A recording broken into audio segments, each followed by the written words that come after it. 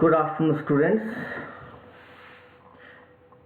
Today we are going to discuss the last portion of this chapter, chemical bonding. Yes, I know. I said in the last lecture that was probably the last lecture of that it was the probably the last lecture of your chemical bonding chapter, but I got some important point also in this chapter. That's why I'm sharing these point with you here. So, before proceeding, the nature of bond, again, the nature of compound, before we proceed on it, first I need to mention it that no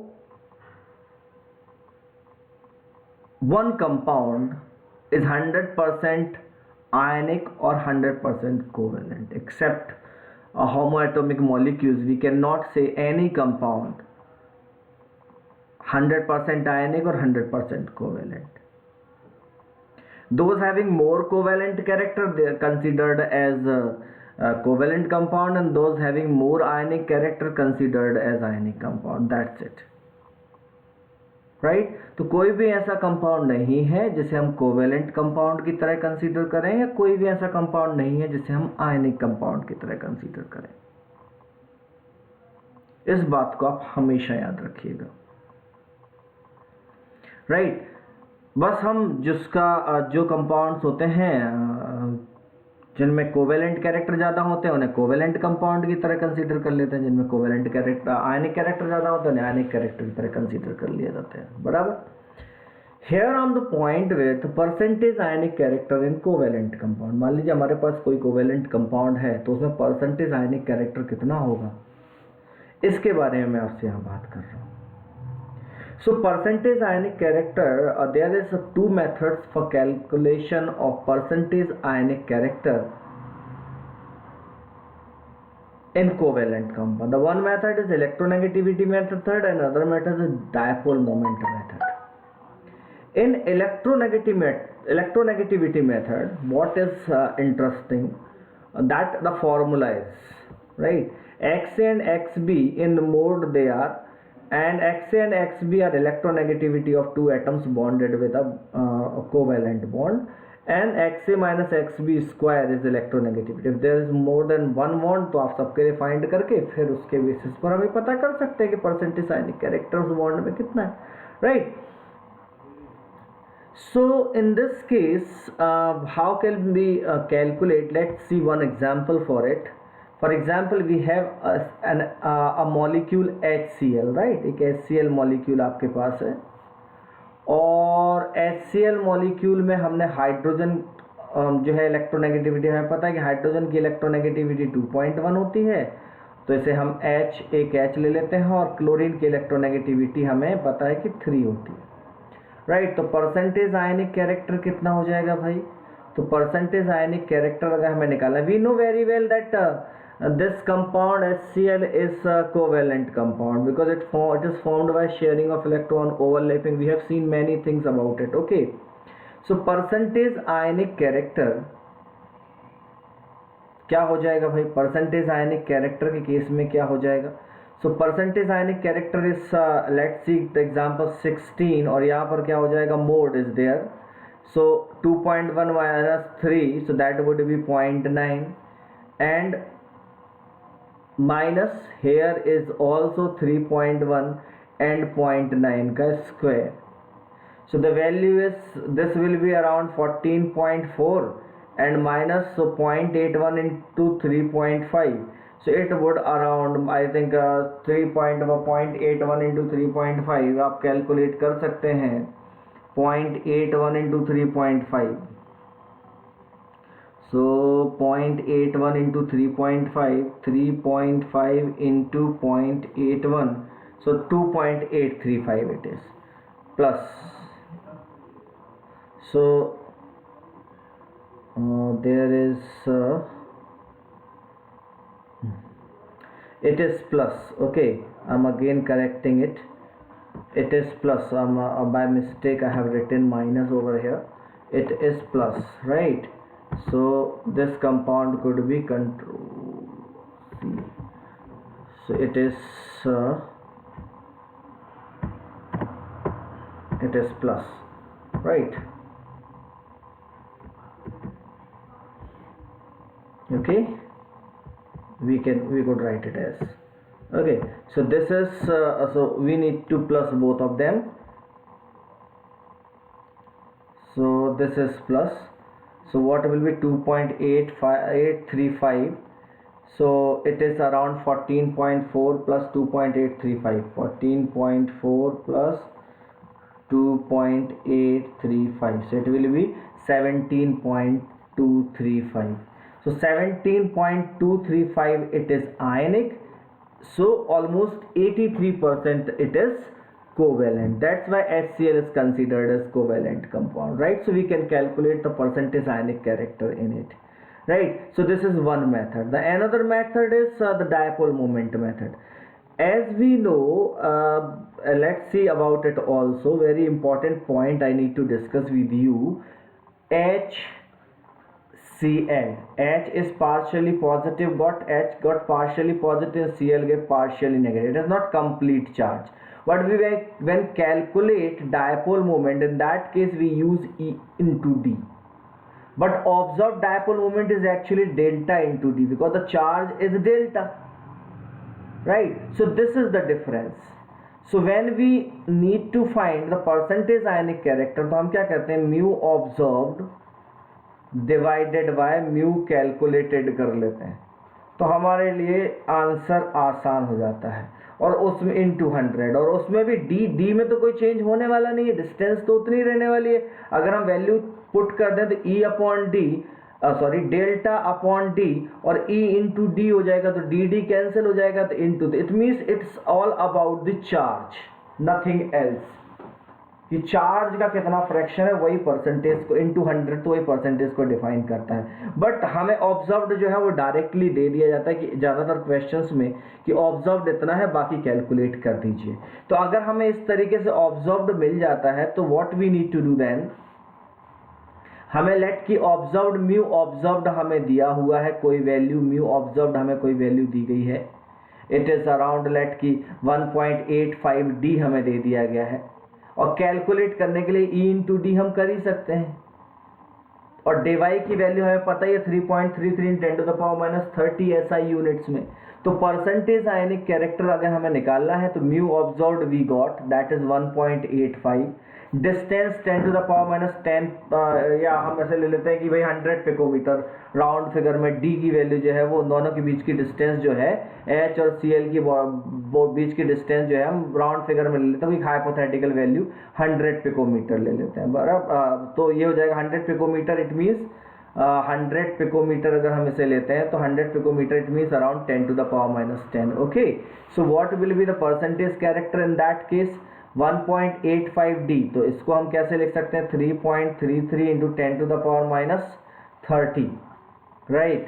और यहाँ हो जाएगा क्या, E is 1.6 × 10⁻19, that we know the charge of electron, and 10⁻10 that we know the distance E into D, right, E into D। और ये हमें already given था, हमने डेवाई को बस कन्वर्ट कर लिया कूलम मीटर में, राइट। और ये coulomb metre already 100, in that case क्या बचा, ये 10⁻29 और 30, तो 10⁻1 ऊपर बचा, तो 1.85 into 3.33 into 10⁻1, right, and divided by it is 1.6। I think अब आपको कैलकुलेशन पता होगा, ये 10 चला गया, ये चला गया, तो यहाँ पर केवल 1 बचा, बाकी सब कैंसिल्ड हो गया।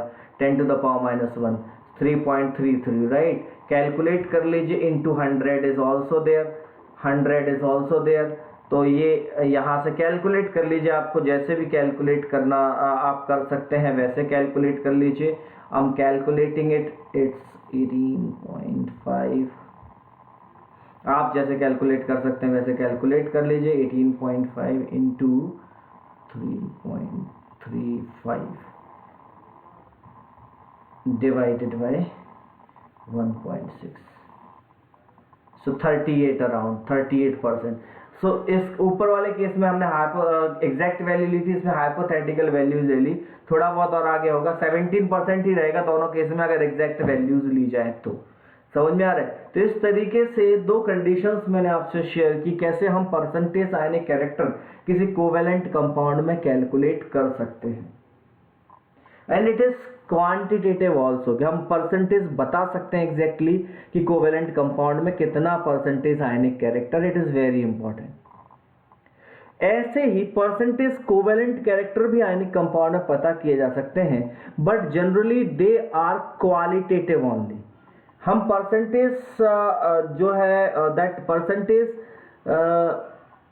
Covalent character in ionic compound quantitatively पता नहीं कर सकते, यानी कितने परसेंट में होगा, क्या होगा। वी कैन ऑल्सो, हम केवल इतना ही पता कर सकते हैं कि किसमें कोवेलेंट कैरेक्टर ज्यादा होंगे, किसमें कोवेलेंट कैरेक्टर कम होंगे, कितने परसेंट का डिफरेंस होगा ये हम नहीं बता सकते, right. So percentage covalent character में क्या रिलेटिव होगा, that is given by Fajans rule. Fajans ने कुछ रूल्स दिए थे जिनके थ्रू इसके बारे में बताया गया था, percentage covalent character in ionic compound, right? Before we proceed for Fajans rule, some important points that are required to understand, required to know why the percentage covalent character generate in ionic compound. As we know very well why percentage ionic character generate in covalent compound, because of the electronegativity difference, right? Similarly, why percentage of covalent character generate an ionic compound, we need to know, right? So why it is, let we discuss about it also. What happen actually, we know that if two ions are at infinite distance, like two ions, for example कोई भी हमने ले लिया, एक cation होगा और एक anion हो गया, there is a cation and there is an anion, और ये बहुत डिस्टेंस पर, ऑब्वियसली कैटायन का साइज जनरली छोटा होता है, एनायन का साइज बड़ा होता है, तो ये कैटायन है और ये एनायन है, इसके चारों तरफ प्लस चार्ज डिस्ट्रीब्यूटेड होगा एंड इसके चारों तरफ माइनस चार्ज डिस्ट्रीब्यूटेड होगा।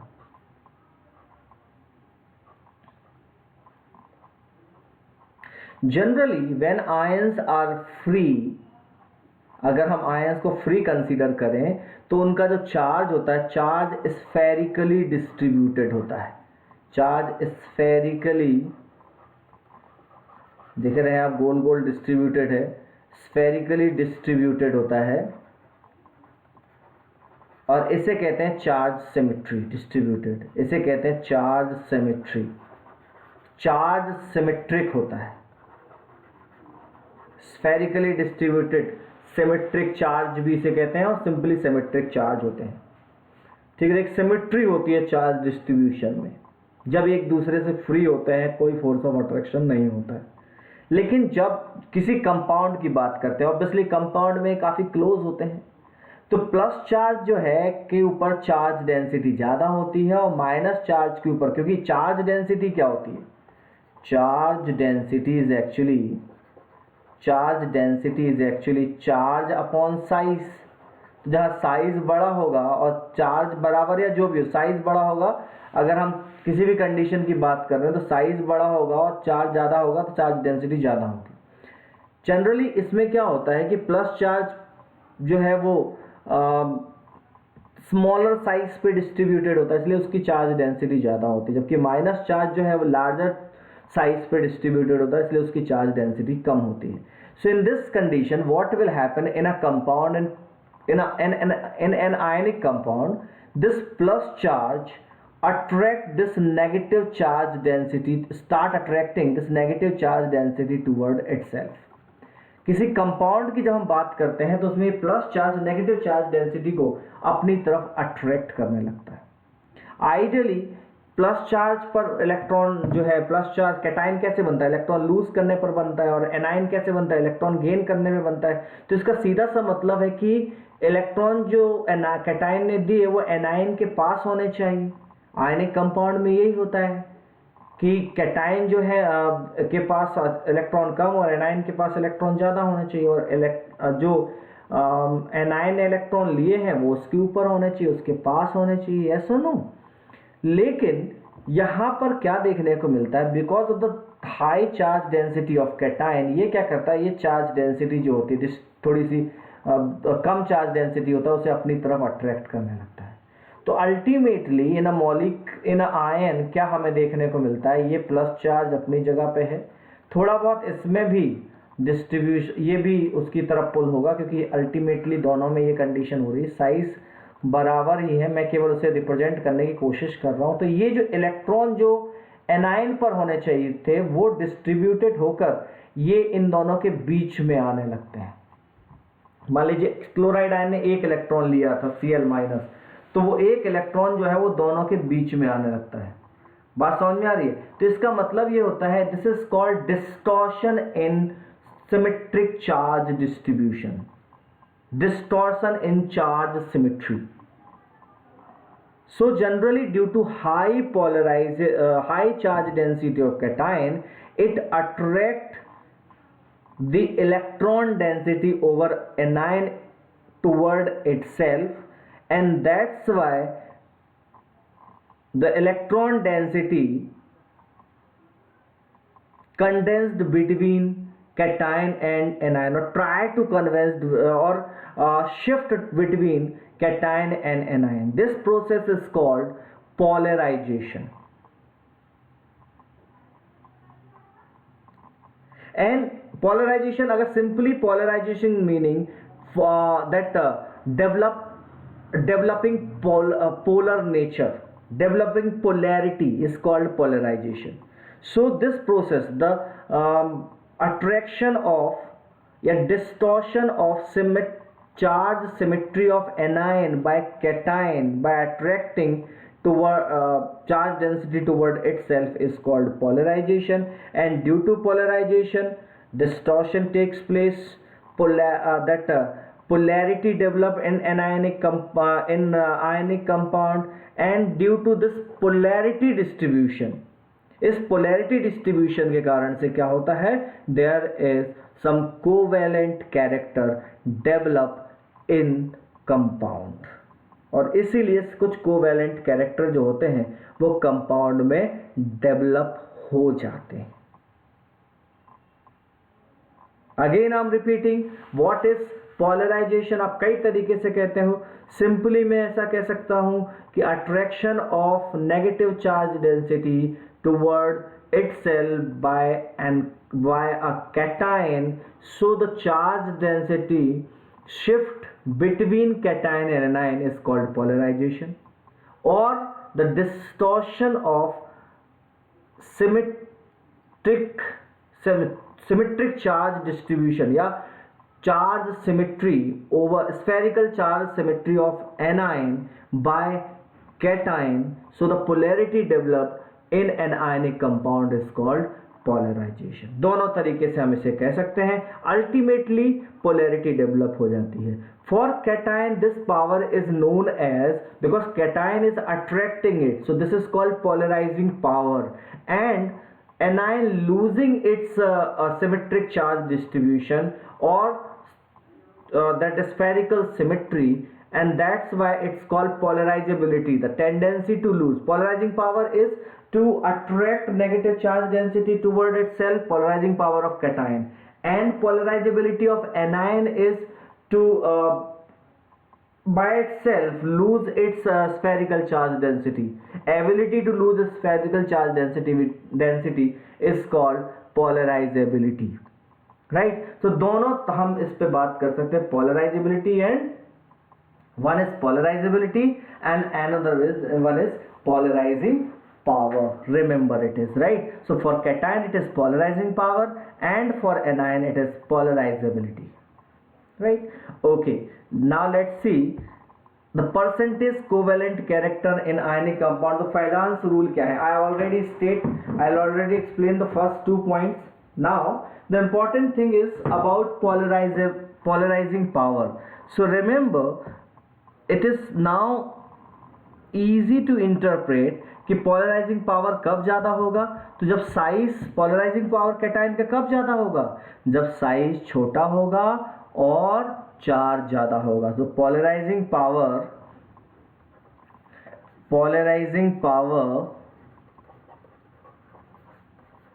is directly proportional to the charge and inversely proportional to the size, and so covalent character also. तो कोवेलेंट कैरेक्टर अगर हम किसी कैटाइन के पॉइंट ऑफ व्यू से बात कर रहे हैं, polarising power of cation, we are talking about the cation point of view, तो कैटाइन का साइज चार्ज ज़्यादा होना चाहिए और साइज छोटा होना चाहिए। मैं एक एग्जांपल आपसे शेयर कर रहा हूँ। For example we have NaCl, we have NaCl, we have KCl, we have CsCl, and we have RbCl, and we have LiCl. 5 compound is there. Cl is common, anion is common, तो A9 के लिए हम नहीं देखेंगे, हम किसके लिए देखेंगे? कैटाइन के लिए देखेंगे। और जब हम कैटाइन के पॉइंट ऑफ व्यू से बात करेंगे तो हमें क्या मिल रहा है? Na plus, K plus, Cs plus, Rb plus और Li प्लस, राइट। तो फिर हम क्या बताएंगे कि भाई किसमें कोवेलेंट कैरेक्टर ज़्यादा है? तो जिसका साइज छोटा होगा। Li सबसे टॉप में होता है तो इसका साइज सबसे छोटा होता है, तो LiCl में कोवेलेंट कैरेक्टर सबसे ज़्यादा होंगे, फिर NaCl में होगा, फिर KCl में होगा, फिर CsCl में होगा, और फाइनली CsCl नहीं, फिर RbCl में होगा। आप देख लीजिए डाउन द ग्रुप हम सभी जानते हैं कि साइज कैसा होता जाता है? छोटा होता जाता है। तो ये ऑर्डर इनके कोवेलेंट कैरेक्टर का होगा। ऐसी एग्जांपल है मेरे पास NaCl, MgCl2 एंड AlCl3। इस केस में क्या होगा? सो यू कैन, आप आसानी से बता सकते हैं Cl इज कॉमन, तो Cl के बारे में तो सोचना नहीं है। चार्ज देख लीजिए, Na के ऊपर 1 प्लस, Mg के ऊपर 2 प्लस और एल्यूमिनियम के ऊपर 3 प्लस। तो चार्ज जिसके ऊपर ज़्यादा होगा उसका कोवेलेंट कैरेक्टर ज़्यादा होगा, तो एल्यूमिनियम में सबसे ज़्यादा कोवेलेंट कैरेक्टर होंगे, उसके बाद MgCl2 में कोवेलेंट कैरेक्टर होंगे, और उसके बाद NaCl में। तो इस तरह से आप दोनों कंडीशंस में साइज के हिसाब से भी और चार्ज के हिसाब से भी कैटाइन के पॉइंट ऑफ व्यू से देख रहे हैं तो कोवेलेंट कैरेक्टर बता सकते हैं किस में ज़्यादा है और किस में कम है, right. Let we discuss about anion, और उनके एनाइन के पॉइंट ऑफ व्यू से भी बात करते हैं। तो एनाइन में क्या होना चाहिए? एनाइन की पोलराइजेबिलिटी ऑफ एनाइन में क्या होगा बेटा? पोलराइजेबिलिटी ऑफ एनाइन की जब हम बात करते हैं तो polarisability of anion will be directly proportional. Charge ज़्यादा होना ही चाहिए, क्योंकि चार्ज जितना ज़्यादा होगा उतना ईजिली प्लस चार्ज से, भाई ज़्यादा प्लस चार्ज ज़्यादा माइनस चार्ज, तो ऑब्वियसली अट्रैक्शन ज़्यादा होगा, तो चार्ज तो ज़्यादा होना ही चाहिए। साथ में साइज बड़ा होना चाहिए, साइज भी बड़ा होना चाहिए। जितना बड़ा साइज होगा चार्ज डिस्ट्रीब्यूशन उतना ज़्यादा होगा, और जितना ज़्यादा चार्ज डिस्ट्रीब्यूशन होगा उसको अपनी तरफ अट्रैक्ट करना रिलेटिवली आसान हो जाएगा। बात समझ में आ रही? तो इस तरीके से हम उसे आसानी से या कैटायनिक पार्ट जो है उसे आसानी से अपनी तरफ पुल कर लेगा। तो चार्ज और साइज दोनों के प्रोपोर्शनल होता है पोलराइजेबिलिटी। कुछ एग्जांपल से देखते हैं, जैसे I have an example NaI, NaCl, NaBr और NaF। अब इन सब में सबसे ज्यादा कोवेलेंट कैरेक्टर किसका होगा? तो भाई Na तो सेम है, तो I minus Cl minus Br minus F minus, तो साइज जिसका बड़ा होगा उसमें कोवेलेंट कैरेक्टर ज़्यादा होगा, और I minus down the group जो है वो साइज बढ़ता है तो I का साइज सबसे ज़्यादा होगा, तो NaI में कोवेलेंट कैरेक्टर ज़्यादा होंगे, फिर NaBr में, फिर NaCl में, और सबसे कम कोवेलेंट कैरेक्टर NaF में होंगे, यानी सबसे ज़्यादा आयनिक कैरेक्टर NaF में हो जाएंगे। कोवेलेंट कैरेक्टर का ये ऑर्डर होगा, आयनिक कैरेक्टर का इसका उल्टा ऑर्डर हो जाएगा। यस और नो? नाउ लेट एक और एग्जांपल देखते हैं इसी से रिलेटेड। जैसे हमसे कहा जाता है okay like NaF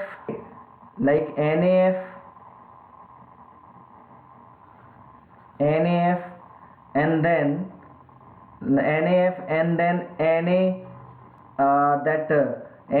then Na2O and then Na3N, NaF, Na2 और Na3N. So in that case NaF में what is the fixed point of view से ही देखना है, 2 minus is there and 3 minus is there. तो जिसके ऊपर चार्ज ज़्यादा होगा उसका कोवेलेंट कैरेक्टर ज़्यादा होगा. So in that case this will be the order of covalent character of the in these compound, yes or no. So इस तरीके से एनायन और कैटायन के लिए सिंपली बहुत ही आसानी से हम ये बता सकते हैं कि किस में आयनिक कैरेक्टर ज़्यादा है और किस में कोवेलेंट कैरेक्टर ज़्यादा है. आई थिंक आपको ये चीज़ काफ़ी समझ में आया होगा कि मैं कैसे चार्ज और साइज और एनायन और कैटायन के बारे में आपसे मैंने ये बात शेयर की है. Now important point is there because the जब हम बात करते हैं बात कर रहे होते हैं एनायंस की, तो एनायंस का नंबर काफ़ी लिमिटेड होता है. एनायंस में उतना बड़ा इशू होता नहीं है. लेकिन जब हम बात कर रहे होते हैं कैटायंस की, तो कैटायंस का नंबर काफ़ी ब्रॉड होता है. कैटायंस बहुत अलग अलग टाइप के और बहुत सारे होते हैं. कैटायंस को अगर हम क्लासिफाई करें कैटायंस, तो कैटायंस को हम 3 अलग अलग कैटेगरीज में क्लासिफाई कर सकते हैं. एक कहलाते हैं inert gas cation. Inert gas cation and those cation which got inert gas cation, those cation which got inert gas like configuration, जिनमें इनर्ट गैस जैसा कॉन्फ़िगरेशन आ जाता है. जो भी कैटायन आप जनरली जानते हैं, जैसे Na+ हो गया, Mg2+ हो गया, Al3+ हो गया, K+ हो गया, ये सारे कैटायन जो होते हैं इनर्ट गैस कैटायन होते हैं. जनरली मैं अगर इसे और सिंप्लीफाई करूँ आपके लिए, तो एस ब्लॉक के जितने भी कैटायन होते हैं वो इनर्ट गैस कैटायन कहलाते हैं. एस ब्लॉक के जितने भी कैटायन होते हैं. दूसरे जो कैटायन होते हैं वो नॉन इनर्ट गैस कैटायन होते हैं. नॉन इनर्ट गैस कैटायन यानी इनका कॉन्फ़िगरेशन में इनर्ट गैस कॉन्फ़िगरेशन नहीं देखने को मिलता. और सिंप्लीफाई करूं तो मैं generally D block cation, generally not always, generally D block cation जो होते हैं वो नॉन इनर्ट गैस कैटायन होते हैं. ठीक है. वैसे मैं अगर केवल नॉन इनर्ट गैस कैटायन एक कैटेगरी मुझे रखनी होती तो मैं सारे डी ब्लॉक और पी ब्लॉक के कैटायन को मैं एक कैटेगरी दे देता. लेकिन मुझे एक और कैटेगरी डिफाइन करनी, इसलिए मैंने तो डी ब्लॉक कैटायन और पी ब्लॉक कैटायन भी हो सकते हैं. पी ब्लॉक कैटायन जनरली, बस कुछ के लिए मैं आपसे अलग आपको बताऊंगा, वो उनको एक्सेप्ट सम, ठीक है ना, उसके बारे में बात करते हैं. They are pseudo inert gas cation. Pseudo inert gas cation. तो ऑब्वियसली इनर्ट गैस कैटायन आपको समझ में आ गया होगा कि भाई इनर्ट गैस कॉन्फ़िगरेशन है. नॉन इनर्ट गैस कैटायन मतलब जैसे Fe2+, नॉन इनर्ट गैस का एग्जांपल मैंने आपको नहीं दिया. अब Fe2+ ले लीजिए. Fe2+ में कितने हो जाएंगे इलेक्ट्रॉन? 24 हो जाएंगे. तो 24 में कोई इनर्ट गैस तो होती नहीं है. 26 होते हैं, 2 Fe2+ में 2 लूज हो गए तो Fe2+ बन गया. तो 24 में कोई इनर्ट गैस तो होती नहीं है, तो नॉन इनर्ट गैस कैटायन हो जाते हैं. अब मैं आ जाता हूँ pseudo inert gas cation. Pseudo inert gas cation actually ऐसे कैटायंस होते हैं, pseudo inert gas cation, sorry ये क्या हो गया, स्यूडो इनर्ट गैस कैटायन. तो स्यूडो इनर्ट गैस कैटायन क्या होते हैं? तो pseudo inert gas cations are those cation which consist 18 electrons in outer shell. उनके आउटर शेल में 18 इलेक्ट्रॉन होते हैं. जैसे अगर मैं Cu+1 की बात आपसे शेयर करूं, तो Cu+1 में आप देखेंगे 1s2, 2s2, 2p6. अब यहां से देखिए आउटर सेल शुरू हुआ 3s2, 3p6 और 3d10. जनरली 3d9 और 4s2 होना चाहिए कॉपर का, लेकिन कॉपर का एक्चुअल कॉन्फ़िगरेशन 3d10 और 4s1 होता है और s से एक इलेक्ट्रॉन निकल गया. तो this is pseudo inert gas cation. And what happen in pseudo inert gas cation इस 18 इलेक्ट्रॉन. आप देखिए आउटर शेल इज थर्ड, तो इसमें थर्ड शेल में 18 इलेक्ट्रॉन्स होते हैं. तो जो थर्ड टाइप के कैटायंस होते हैं वो स्यूडो इनर्ट गैस कैटायन होते हैं. राइट. बहुत सारे कैटायन हो सकते हैं. अगर मैं स्यूडो इनर्ट गैस कैटायन की एक लिस्ट बनाऊं तो एक लिस्ट तैयार हो जाएगी. Cu+ के बाद Zn2+, ये सब स्यूडो इनर्ट गैस कैटायन है. फिर इसके बाद Ga3+, फिर Ge3+, As Ge4+, As5+, है ना,